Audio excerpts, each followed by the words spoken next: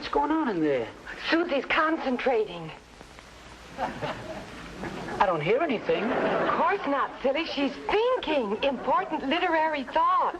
You mean she's still working on that article for New Feature magazine? Mm-hmm. Isn't it wonderful, our Susie being picked out of 6 secretaries to write an article on how to handle the boss? That's pretty soft. $500 for 100 words. That's $5 a word. A genius in our midst. Yeah, well, even geniuses have to eat.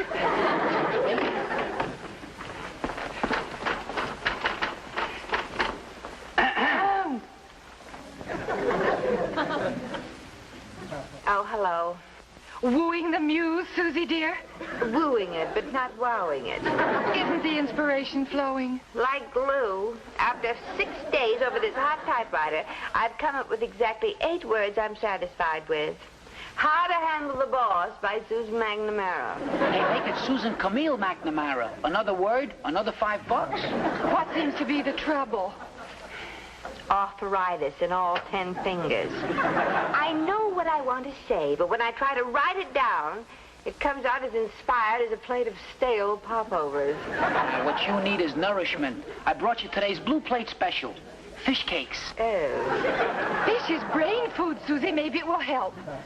You mean all Shakespeare had to do was eat a fish cake that came up with Hamlet? Now, you'll get it, Susie. But I've got to get it by 6 o'clock tonight. That's the deadline. The 5-star final deadline. Hey, Susie, you gonna mention me and Vi? Well, of course. How could I write an article about this office without mentioning you two?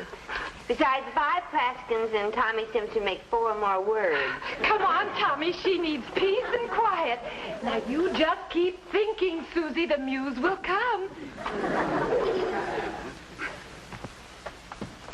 I hate to disturb our office genius with mundane business routine, but may I inquire if you have typed those contracts for Ivy Warren? Well, not yet, Mr. Sands, but I'll have them in just a few minutes. Miss MacNamara, you were going to have those contracts in a minute.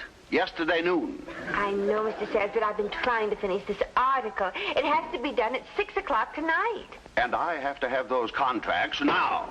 Oh. But if you only knew the nice things I'm saying about you. How to Handle the Boss by Susan MacNamara. I'm Susan MacNamara, and I have the best boss in the world. Generous, kind, understanding, tolerant. Oh. Did you really say that, Susie? Well, I'm trying to. Oh, and you don't mind if I mention that you're very good looking, do you? Oh, well, let's not get carried away, Susie. Now, where was I? Well, you were very angry with me, but I talked you out of it. The photographer's here. We don't want any. Well, he's for Susie from New Feature magazine. You Susan MacNamara? Oh, yes, that's right. Are you her boss? That is a moot question. Well, I can use you in one of the shots. Mr. Moot. Her name is Sands. Yes, well, I'll get all that later. Now, let's see. What can we shoot? Well, how about Mr. Sands dictating to me? Oh, very original. All right, Mr. Sands, just step around over here, please. All righty.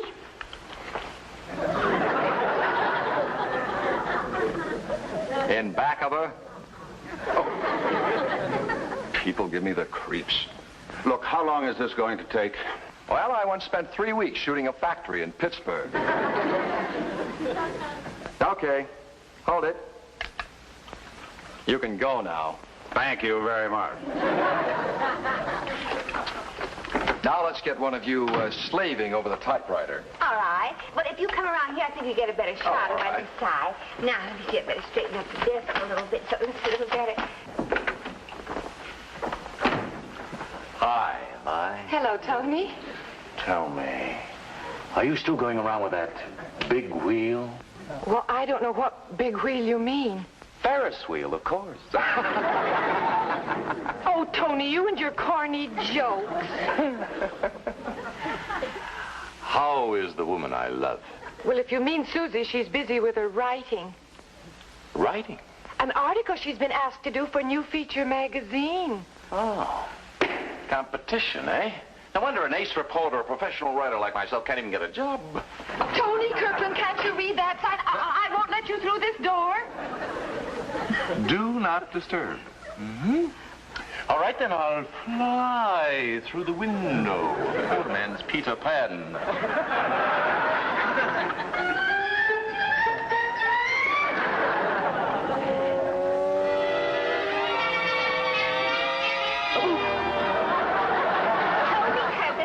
People. Oh, now you didn't take that shot. That's what I'm here for, lady. Is that man bothering you? No, but you are. Well, is that all you're going to take? Oh, that wraps it up. Oh, but that last shot wasn't any good. Lady, if you want pretty pictures, go to a portrait photographer. That's what I like about photographing machinery. At least you don't have to put up with any beefs from a blast furnace.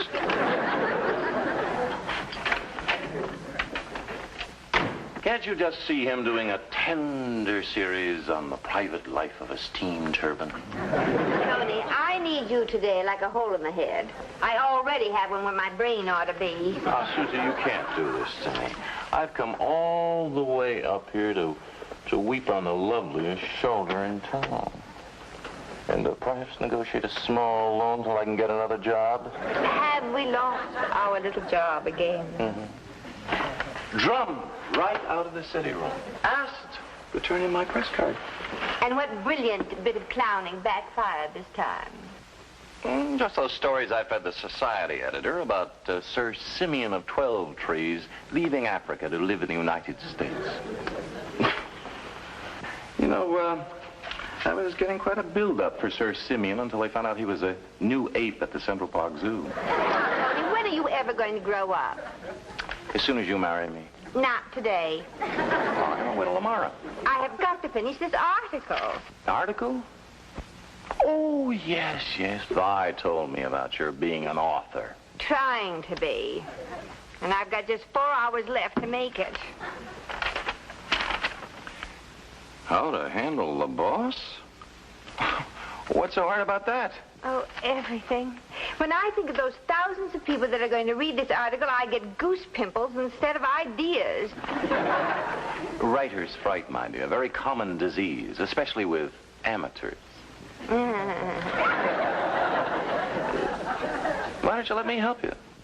Yes, you could, couldn't you? No, that wouldn't be ethical. Well, what's unethical about it? People use ghostwriters all the time.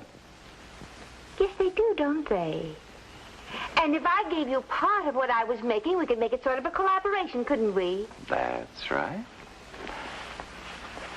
And it would save me the embarrassment of having to borrow money from a lady. Yes, Mr. Sands? Susie, are those contracts ready? They'll be right in. Tony, it's a deal. Fine. I'll start right away with the adjectives, the adverbs, might even throw in a couple of metaphors. Well, now, don't make it too fancy, because they know I wouldn't write it. Leave it to me. All right. Say, how about this for a start? The private life of a private secretary. The secrets of Susie. That's pretty good. And don't forget to mention Vi Praskins. You know Vi. And Tommy Simpson. Also write something very flattering about Mr. Sands. He's a wonderful boss.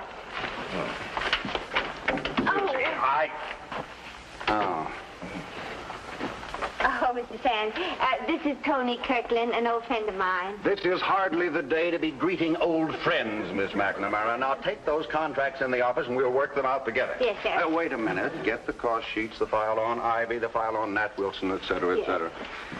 And clean up this desk. Yes, sir. Excuse me. Need a Geiger counter to find anything on it. Yes, sir. Now, let's get going. Yes, sir. And stop saying yes, sir. Yes, sir. No, sir. Nice man. Well, this just isn't his day. Now, come on, do the story. And try to make it good, will you, Tony? Please, writing is my business. Except when it interferes with your pleasure. Susie, come in here. Coming, sir. Go on, now, write. Yes, sir. No, sir. Yes, sir. Yeesh.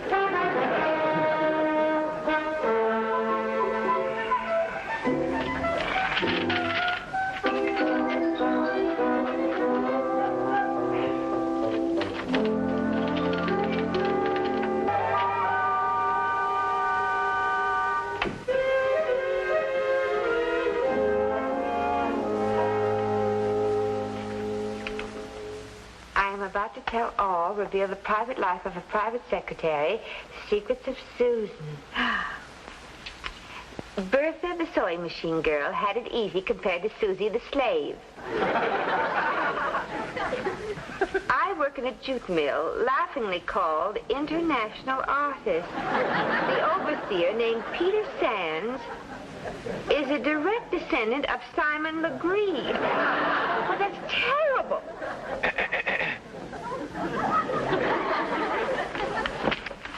Why, you... Tony, what are you doing? Why, how can you do this? What's the matter? What's the matter? Well, look what you've written here. Violet Praskins, beat, bothered, and befuddled. Tommy Simpson, a real gone goon. Oh, come on now, Susie. I was just trying to get a rise out of you. Get a rise out of me? Well, you certainly did. You and your practical jokes. Well, that's what I would give them. But as long as I'm standing in for you here. Read this.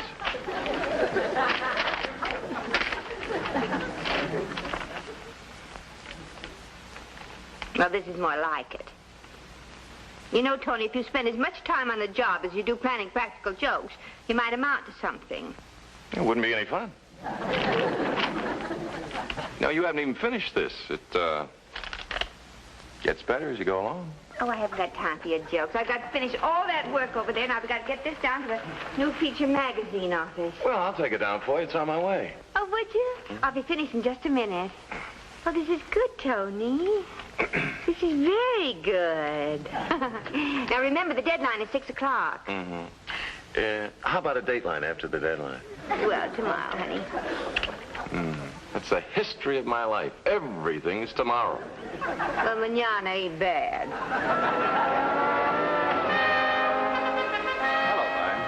Mr. Sands, do you know where Susie is? She's at Ivy Warren. Oh, well, this just came from New Feature magazine. The boy said it's galley proofs, and if Susie has any changes to make, she has to get it in before 12. She'll be back soon. I'm just dying to know what she said about me. Of course, we mustn't open it. Oh, no, Ma, that wouldn't be right. Aren't you curious to know what she said about you? Well, maybe Susie would like me to look over her copy. I'm sure she would. Just for corrections, of course. Yes.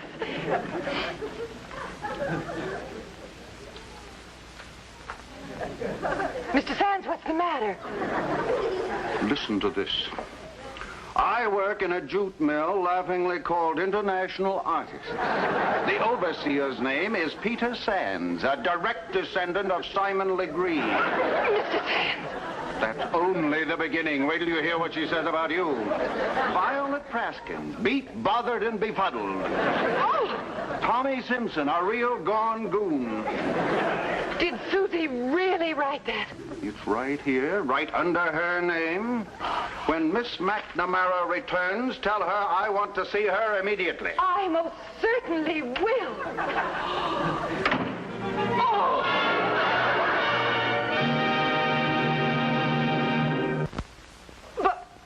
But that's exactly what it said. Tommy Simpson, a real gone goon. A stab in the back. Hi, everybody. Miss MacNamara, if you have anything to say to me, I prefer not to hear it. If it's a business matter, you can communicate it to me in writing. But, Mother, what's the matter? I'm quite sure you know. Tommy? Well, what's with you? What's wrong? Miss MacNamara, you may take that up with my lawyer. I intend to sue. And Mr. Sands wants to see you in his office. Immediately.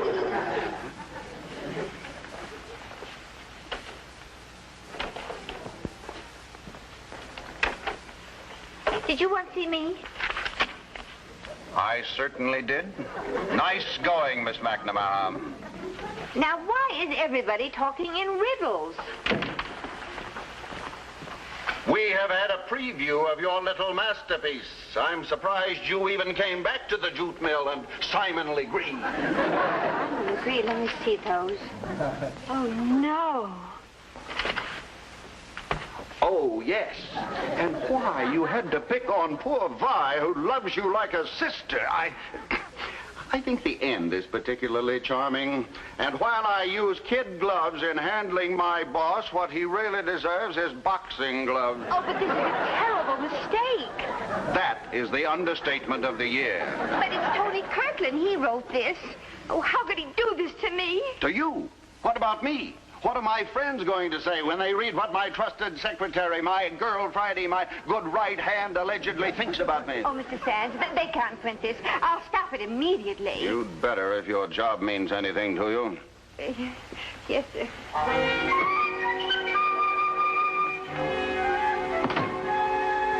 Tony, how dare you come here after what you've done? I know. You've seen the proofs. And so has everybody else. If this is your idea of a joke. Believe me, Susie, it isn't. The first I knew about it was this morning when I discovered this in my pocket. This is the stuff you okayed.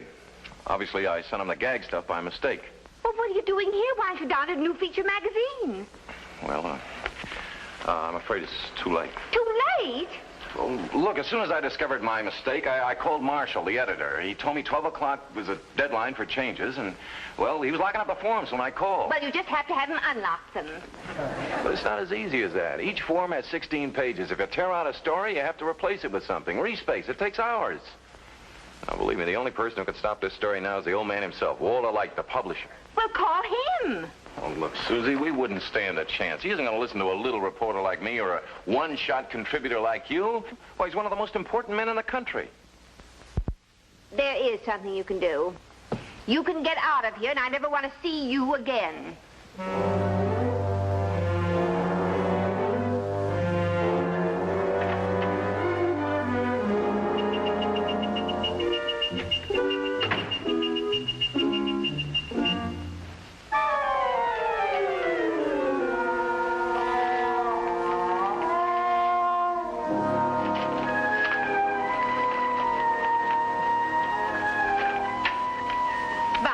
To see Mr. Light, the publisher of New Feature magazine. Miss MacNamara, your comings and goings are of the slightest interest to me. Oh, Vi, I haven't time to explain. Just trust me. Will you trust me?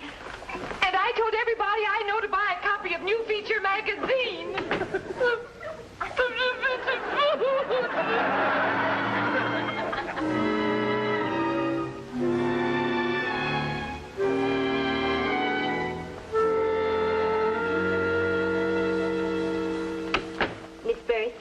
It's Mrs. Birch. Oh, Mrs. Birch. Well, I'm Susan MacNamara of International Artists, and it's very important that I see Mr. Light immediately. If you'll see my secretary. Well, there isn't time for that. Well, then, if you'll tell me just what you want to see Mr. Light about. Well, there isn't time for that either. You see, I'm a secretary, too, so I know that routine. Well, then, if you're a secretary yourself, you must realize I just can't let everybody see Mr. Light. He's an extremely busy man. Oh, yes, I understand. But you see, this is extremely urgent. Mrs. Birch, did you ever belong to the Secretary's Club? Why, yes. But that was a long time ago. Well...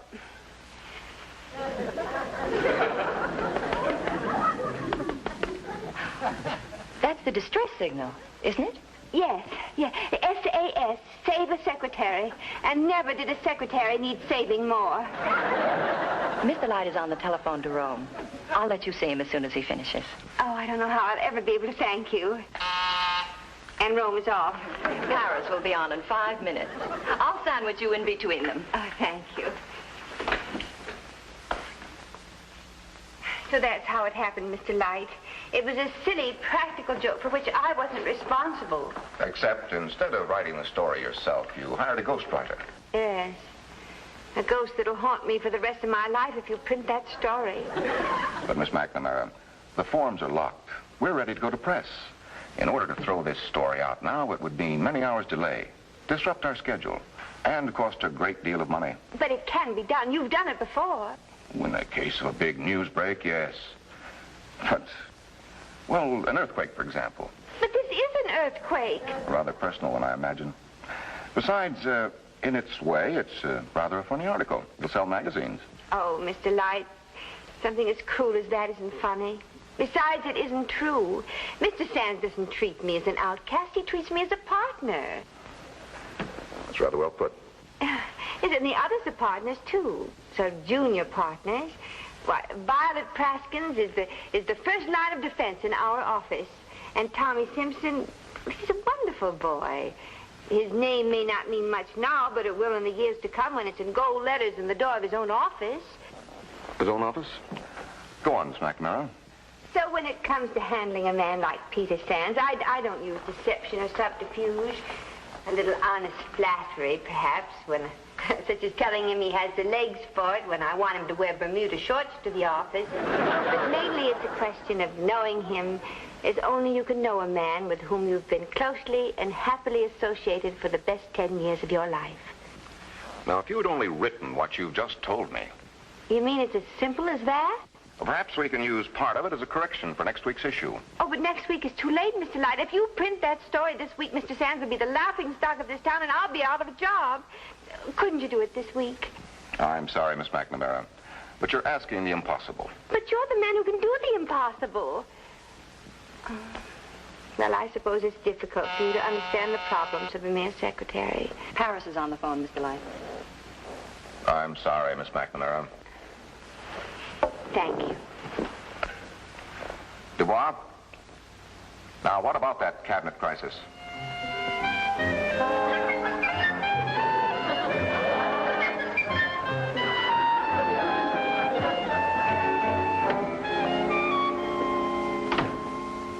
Call me back as soon as you find out. Wouldn't surprise her to know that I started here as a mere secretary.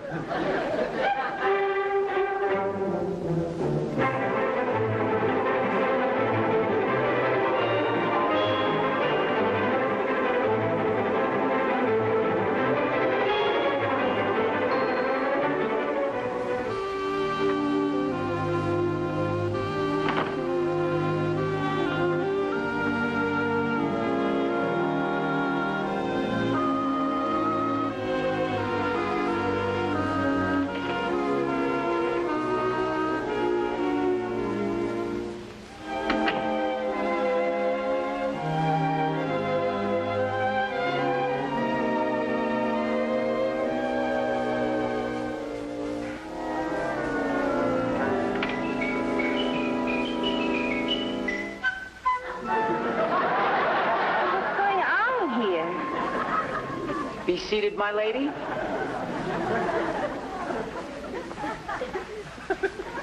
I have bought 100 copies. I'm sending them to all our clients. Well, what did they print? You mean you haven't seen it? Read it, partner. Boy, I could just see my name on that office door. But it's just what I told Mr. Light in his office. Oh, there's even that thing about the Bermuda shorts. Oh, I'm embarrassed. Why should you be embarrassed? If I am not...